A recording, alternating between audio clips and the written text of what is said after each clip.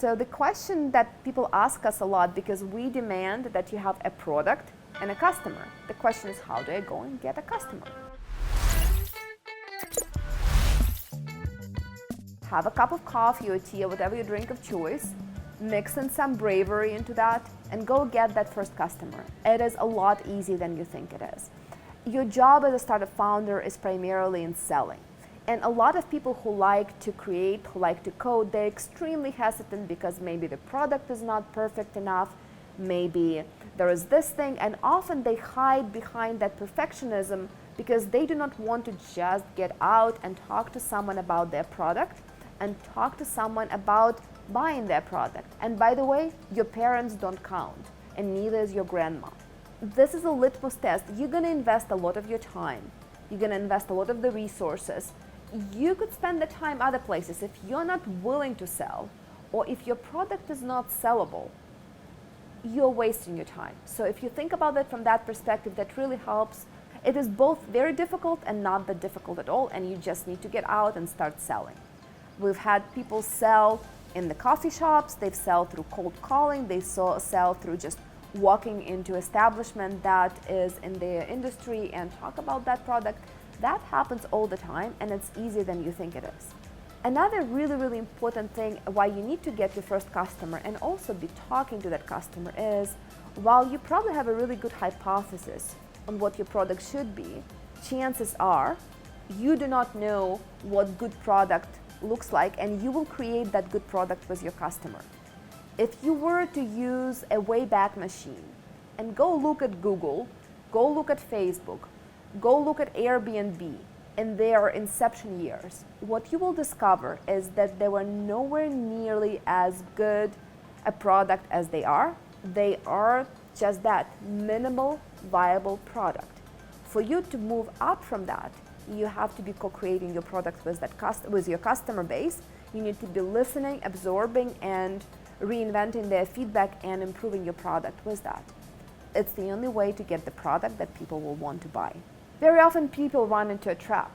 When the customer says something, the one thing you should be listening to what your customers say, but what you shouldn't be doing is, you're not a waiter at the restaurant taking orders. What your customer says they need may disguise other underlying needs or may not be as important. And that's a deeper conversation. You have to really observe what is the need, what are the customers paying for, and the best book in the market that teaches founders how to talk to customers and what to listen to and how to ask questions that you need to get the answer to. And we recommend that the most, and founders are the most grateful for that recommendation. The book is called The Mom Test. It's going to probably show here.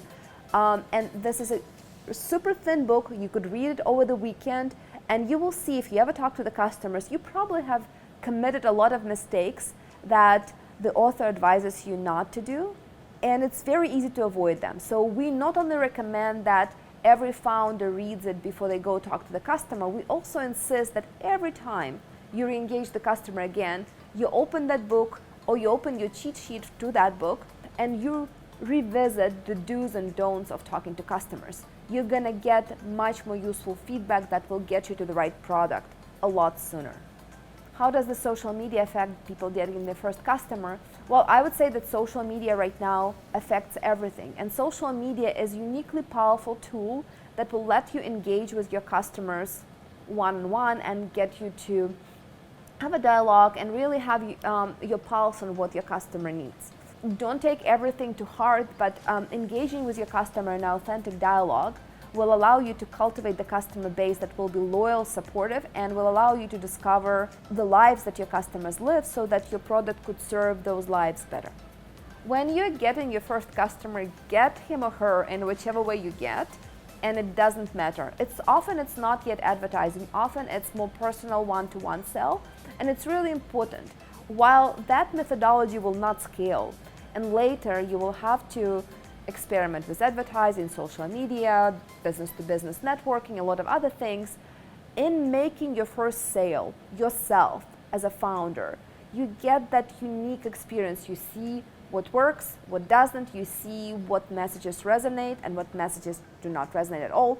And you most likely will not have a really good gut feel for that. So there is no substitute for talking to your customers. I've read somewhere that to this day, Jeff Bezos, who is a founder of Amazon, gets onto a customer support line and talks to his customers. So if Jeff Bezos is good enough to talk, not big enough to talk to your customers, neither are you, first-time startup founder. But whichever tools you use for that, completely and totally up to you. And it really depends upon you. What do you know? What is your product? But the more personal you get on your first sale, the more successful your later sales would be.